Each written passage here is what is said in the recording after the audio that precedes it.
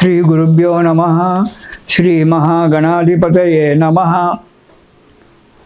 మనకు ఈ డిసెంబర్ మాసంలో వృషభ రాశి వారికి, ఈ రాశి వారికి ఈ నెలలో కొంతవరకు మంచిగానే ఉంటుందని చెప్పొచ్చు.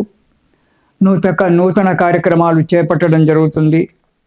చేసే వృత్తిలో, వ్యాపారంలో మంచి లాభాలు కనబడతాయి. శుభకార్యాలకై ప్రయత్నం చేస్తూ ఉంటారు.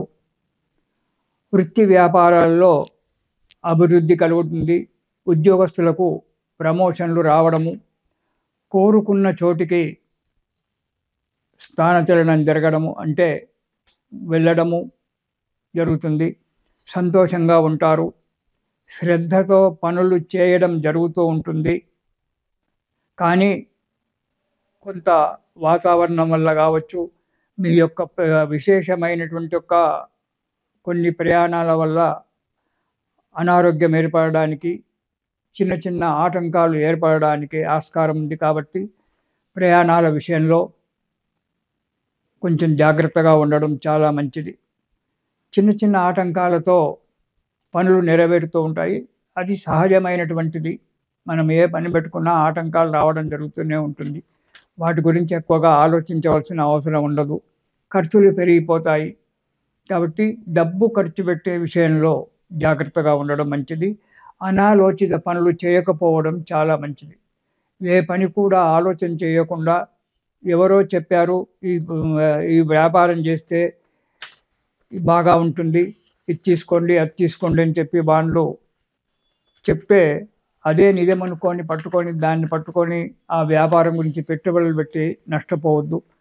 తగు జాగ్రత్తగా ఆలోచించి మనకు శక్తి ఉందా లేదా అనేటువంటి ఒక ఆలోచన చేసి అడుగు ముందుకు వేయడం చాలా మంచిది వృషభ రాశి వారు. ఇక మొదటి వారం కనుక మనం చూసుకున్నట్టయితే ధనధాన్య లాభము. చేసే వృత్తిలో, వ్యాపారంలో డబ్బు రావడము, ధాన్య లాభము అంటే ఇప్పుడు సామాన్యంగా మెట్ట పంటలు, కొత్త పంటలు వస్తుంటాయి. కాబట్టి ఆ వ్యవసాయదారులకు ధాన్య లాభం కలగడానికి ఆస్కారం ఉంది.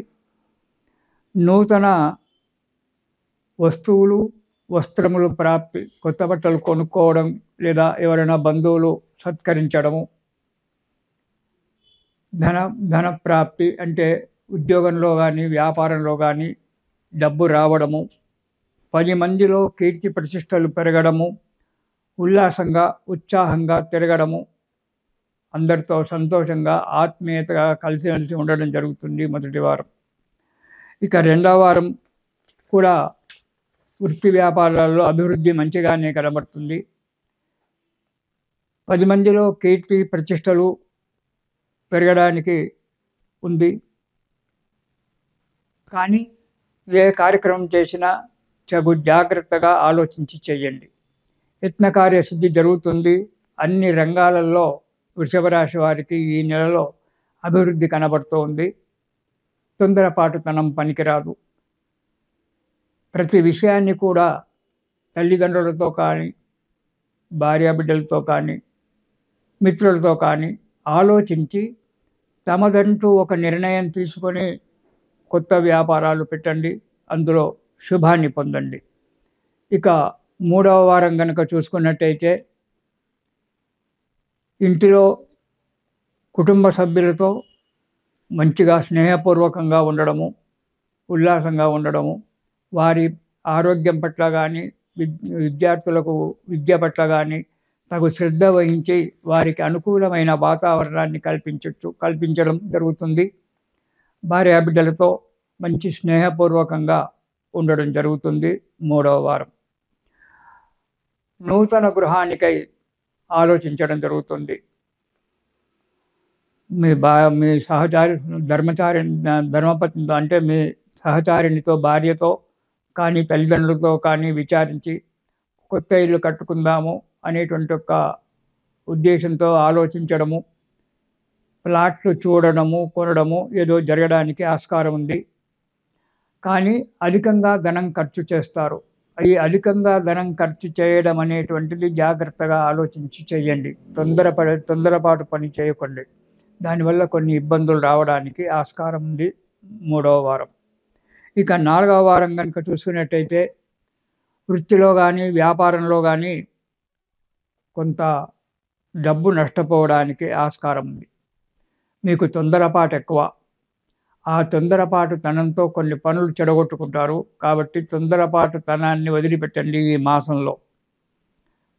దానివల్ల పనులు చెడిపోయి 10 మందిలో మాట రావడము, ఉద్యోగస్తులకైతే అధికారులతో చీబాట్లు పడడము ఇలాంటివి జరుగుతుంది. కాబట్టి తగు జాగ్రత్తగా ఆలోచించి శ్రద్ధతో నిదానంగా పనిచేసినట్టయితే కార్యం సఫలమవుతుంది. పెట్టుబడులు పెట్టి నష్టపోవడం కంటే పెట్టుబడులు పెట్టకుండా ఉండడమే చాలా మంచిది. దానివల్ల కొన్ని ఇబ్బందులు రావడానికి ఆస్కారం ఉంది 4వ వారంలో. కాబట్టి మీరు తగు జాగ్రత్తగా ఆలోచించి అడుగు ముందుకు వేసినట్టయితే ఈ వృషభ రాశి వారికి అనుకున్నటువంటి పనులు జరిగి మనశ్శాంతి దొరికి ఆయుష్యంగా ఆరోగ్యంగా మనశ్శాంతిగా జీవిస్తారు. ఈ రాశివారు విష్ణు సహస్రనామ పారాయణం చేయడం చాలా మంచిది. ప్రతిరోజు కూడా ఒక్కసారి మీకు సమయం దొరికినప్పుడు విష్ణు సహస్రనామ పారాయణం చేయండి.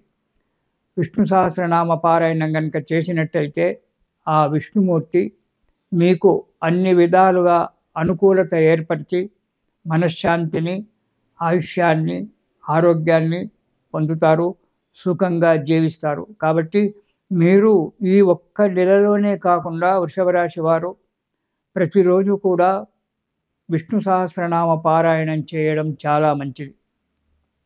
కాబట్టి ఆ విష్ణు సహస్రనామ పారాయణం చేస్తూ ఆ భగవంతుణ్ణి వేడుకున్నట్టయితే ఏ కార్యమైనా నిర్విఘ్నంగా కొనసాగి మనశ్శాంతిగా జీవిస్తారు.